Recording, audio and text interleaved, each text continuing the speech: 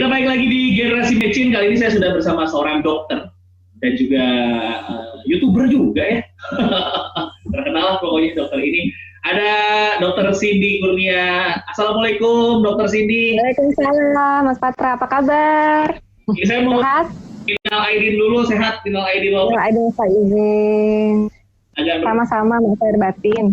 Sama ini Lebaran tahun ini memang agak spesial. Kita tidak bisa tangan dengan orang-orang, bahkan dengan keluarga sendiri.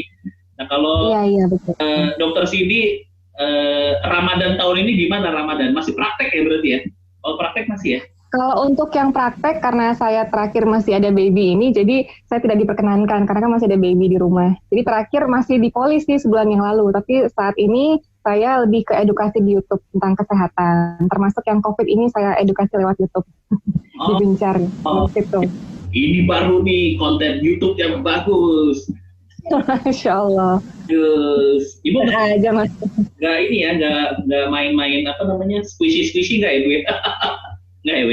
Nanti si anak si baby yang main. Udah masa udah lewat. Terus ini Dokter Cindy menanggapi pandemi saat ini gimana sih Dok kondisi realnya untuk keluarga? Apakah ada proteksi itu sebagai dokter ya? Hidup sebagai dokter tuh jadi semakin tahu ilmunya, semakin ketat kebiasaannya nggak sih Dok? Sekarang? Ya sebenarnya sih sama sih yang kita sampaikan di masyarakat, di media, di YouTube, di Instagram tentang edukasi, gimana caranya menghindari, terus apa aja yang harus kita asupi pas lagi sahur, berbuka, terus juga kandungan vitamin apa aja yang harus ada untuk meningkatkan imunitas kita. Sebenarnya sama aja sih yang saya sampaikan ke masyarakat, saya tekankan lagi ke keluarga. Biasanya di WhatsApp family saya ingetin, kayak Ricis kan misalnya dia suka tidurnya kan larut malam karena konten kan, karena syuting terus. Jadi saya ingetin deh, jangan lupa konsumsi vitamin C misalnya, terus juga makannya misalnya yang proteinnya tinggi. Jadi saling ingetin aja sih. Dan juga ya itu sama-sama ngingetin dan saling menguatkan aja. Intinya nggak boleh stres satu sama lain gitu. Sekarang harus sekali. Itu kemarin sebelum puasa juga rame tuh Dok, Ricis masih itu dokter ingetin juga. Iya, kita saling mengingatkan aja sih, Dek jangan lupa ya pakai masker, terus juga tidurnya harus cukup ya, seperti itu sih, karena kan memang sangat-sangat riskan sekali kan, jadi harus saling ngingetin gitu. Oke. Karena kan sekarang kita menghadapi ketidakpastian nih kapan pandemi ini ya kan. Karena ekonomi juga kayaknya agak sulit untuk diselamatkan, makanya pemerintah baru untuk relaksasi nih. Dan kita berdamai lah dengan si virus. Nah dari sisi dok, bagaimana kita tetap bisa menjalankan kehidupan dengan adanya si virus COVID-19 ini di sekitar kita selain pakai masker dan cuci tangan, itu udah wajib tuh ya, pasti, dan jaga jarak itu 3. Ada lagi nggak dok selain hal tadi pakai masker, cuci tangan dan jaga jarak? Ada lagi nggak dok supaya kita tetap bisa melakukan aktivitas tanpa harus segitu was-wasnya gitu? Oke, sudah hafal Mas ya, sepertinya ya sudah expert ini penanganannya. Keren. Tangan setiap 5 menit tuh. Ya.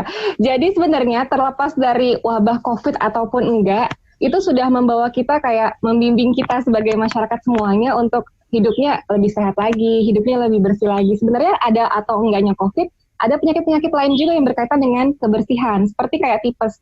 Orang kan taunya tipes itu kecapean doang, padahal tipes itu gejalanya kan demam tifoid, nama umum kedokterannya, nama diagnosanya. Itu karena bakteri, namanya Salmonella typhosa. Bakteri yang ada di dalam tubuh kita, tapi dia akan lebih reaktif kalau kita jarang cuci tangan. Misalnya kita makan di warteg, main asal-asal makan, minumannya kurang bersih, dan lain sebagainya. Jadi masih banyak penyakit-penyakit yang lain, karena juga bukan kebersihannya tidak dijaga, jadi masih banyak. Terus apa aja sih sebenarnya yang harus kita jaga selain tadi ya, cuci tangan gitu kan, pakai masker. Intinya kita harus tahu dulu basicnya itu si COVID-19 ini tuh kan virus kecil yang dia itu masuk utamanya lewat si mulut sama hidung. Intinya adalah 2 ini harus dijaga banget. Entah itu dari tangan atau misalnya apalagi ya, terhirup, dan juga kayak jaga jarak kan. Kenapa? Karena misalnya minimal itu 1 meter kalau dari WHO. Lebih jauh lagi, lebih bagus lagi. Kenapa? Kalau misalnya kita bersin, kita batuk, dropletnya itu, percikan yang ada virusnya, dia langsung jatuh 1 meter. Nah itu memang sangat pengaruh sekali. Sebenarnya hal-hal kecil sih yang nggak harus pas wabah aja. Kayak misalnya dari luar, terus kita misalnya pegang-pegang tertentu, jangan lupa sebelum cium anak atau nenek kakek gitu ya, harus mandi dulu, harus keramas dulu, bajunya langsung diganti gitu, karena virus itu bisa aja menempel seperti itu. Terus juga lebih bagus lagi misalnya kita punya hand sanitizer atau misalnya tisu basah yang ada alkohol juga boleh.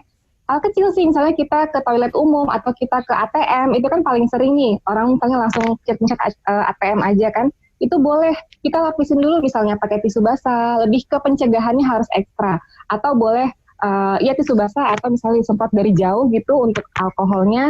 Jadi hal-hal seperti itu. Dan berjemur harus walaupun wabah atau enggak wabah, berjemur di bawah matahari itu penting sekali. Jam 9 sampai jam 10 kisaran, yang penting ada kerasa panas aja. Yang kita ambil UVB-nya. UVB itu untuk vitamin D3, bukan untuk menyembuhkan virus, tapi kalau misalnya pun ada, kita asimptomatik, tubuh kita langsung kuat melawan, karena antibodi kita itu akan lebih kuat. Jadi banyak sih yang sebenarnya akan menjadi kebiasaan kita, terlepas dari wabah ada atau enggaknya. Terus juga ini mau sampai kapan ya selesainya gitu. Ini kembali lagi sama kita semua, dari masyarakat kita semua. Intinya menjauhi kerumunan, karena sudah tidak mungkin tidak gitu ya, misalnya di antara kerumunan ada aja 5 orang yang positif, tapi mereka carrier gitu. Karena ini memang sudah tidak kelihatan gejalanya, karena dia bisa mutasi namanya virus. Nah, seperti itu Mas. Jadi olahraga, tidurnya harus cukup. Tidur ini hal yang sangat banyak disepelekan orang, tapi kalau misalnya udah ngantuk, kecapean, badan udah lemah, udah ngerasa kayak bau badan, tapi nggak bau badan tuh. Nah, ngerasa nggak Mas? Misalnya kayak itu tuh rasanya berat badannya. Yeah. Berat kali pas kita bawa gitu ya rasanya. Itu sedang tinggi-tingginya aktivitas metabolisme tubuh kita untuk melawan si virus, tapi kita nggak ketahuan. Nah, ini yang disebut dengan masa inkubasi. Nah, itu jadi kalau udah kecapean, tidur itu wajib untuk ningkatin kekebalan kita. Terus juga ini ada juga yang harus ditekankan, untuk COVID ini ciri-ciri awal yang biasanya lebih umumnya itu adalah kita merasakan nyeri tenggorokan. Walaupun ini tidak semuanya karena COVID, tapi kalau kita udah merasakan itu seperti kasih sinyal. Tapi kita tidak perlu panik. Oh, aku COVID nih kalau misalnya sakit tenggorokan, nggak perlu. Karena dia masih di sini. Kalau udah masih di sini, kita masih punya kesempatan banyak untuk tidur cukup, air mineralnya dibanyakin, terus juga konsumsi ini yang paling penting tuh vitamin. Nggak harus suplemen, tapi buah-buahan yang kandungan antioksidan, zinc, vitamin C. Nah, ini harus ada, vitamin C tinggi. Banget harus ada. Dan juga di rumah sakit juga kita konsumsi itu, kita memberikan itu kepada pasien. Jadi vitamin C ada penelitian juga ternyata, vitamin C yang tinggi ini bisa membocorkan si kapsul virus. Jadi virusnya akan lemah duluan kalau udah di booster sama si vitamin. Jadi banyak sih yang bisa kita lakukan. Jadi kalau kita udah ngerasa nggak enak badan, udah ngerasa nyeri tenggorokan, langsung di boost dengan vitamin dari buah-buahan bisa, seperti itu. Terima kasih Dr. Cindy, ini untuk lengkapnya mungkin bisa jadi konten YouTube-nya Dr. Cindy Kurnia ya. Silahkan, jangan lupa banyak. Subscribe deh. Siap.